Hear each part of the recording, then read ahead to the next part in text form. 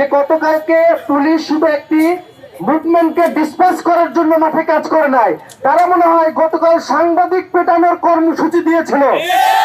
উপস্থিত সবাইকে ধন্যবাদ জানিয়ে কথা শুরু করছি। আপনারা জানেন যে গতকাল কি হয়েছিল, প্রতিটি ঘটনা কিন্তু মিডিয়া এসেছে। অনেকাংশে মিডিয়া গণমাধ্যম কর্মীদের যে এই ধারাবাহিক হামলা, এটি কিন্তু নতুন নয়।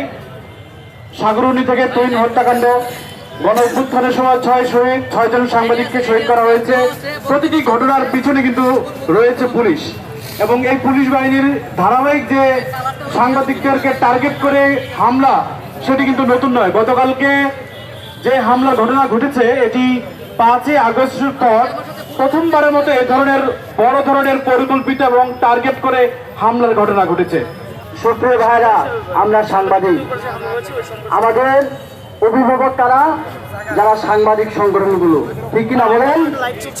আমাদের সাংবাদিক সুরক্ষার জন্য আমরা বলি আমাদের প্রেস ক্লাব আছে, আমাদের ডিআরইউ আছে, আমাদের ডিউজা আছে। এই যে সাংবাদিক ভাইদের উপর হামলা হয়েছে, ন্যাক্কারজনক হামলা হয়েছে, এখন পর্যন্ত প্রেস ক্লাব, ডিআরইউ, ডিউজা সহ যে সকল সাংবাদিক সংগঠনগুলো রয়েছে, তারা কি কোনো বিবৃতি দেওয়ার দুঃসাহস করেছে? তারা কিসের সংগঠন চালায়? তারা কি দলের সংগঠন চালায় নাকি সাংবাদিকদের সংগঠন? আমরা দেখতে চাই তারা কি ভূমিকা রাখে। বাংলা মোটরে সাধারণ পথচারী একই সাথে ভবঘুরে এবং দোকানীদের বেদরক পিটানো হচ্ছে। আমি সেখানে প্রশ্ন করেছিলাম পুলিশ কর্মকর্তা জাহিদকে যে কোনো একটা স্বাধীন দেশে স্বাধীন নাগরিকের উপরে পথচারী, ভবঘুরে এবং দোকানিকে এভাবে আপনি মারতে পারেন কিনা, একই সাথে তার ফোন চেক করে তার ভিডিও ডিলিট করতে পারেন কিনা। এই প্রশ্নের কারণে টার্গেটকৃতভাবে আমাকে ধরে পিটানো হয়েছে এই জাহিদের নেতৃত্বে পুলিশ কর্মকর্তা জাহিদ। গণমাধ্যম কর্মীদের উপরে যে হামলার ঘটনা ঘটেছে, আমরা বিশ্বাস করতে চাই না যে এই গোপ দাঁড়িয়ে উঠে নেয় এরকম পুলিশ সদস্যরা তারা নিজেরা ইচ্ছাকৃতভাবে এই হামলা চালিয়েছে। আমরা মনে করি এই হামলার পিছনে রাষ্ট্রের সরাসরি অংশগ্রহণ আছে। কালকের কর্মকাণ্ড দেখে, পুলিশের কর্মকাণ্ড দেখে মনে হয়েছে যে তারা স্পেশালি কোনো কিছু হাইড করার জন্য এটা করছে।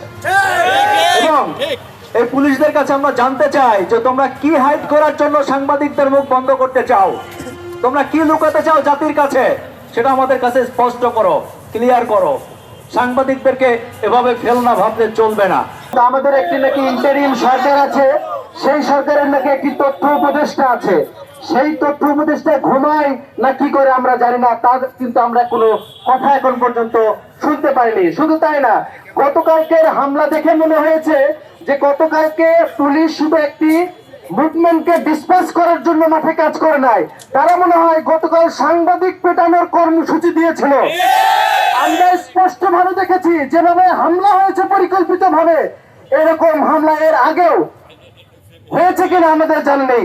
জুলাই আন্দোলনে একই দিনে এত ঘটনা, এত সাংবাদিককে একসাথে পেটানো হয়েছে বলে আমরা দেখিনি।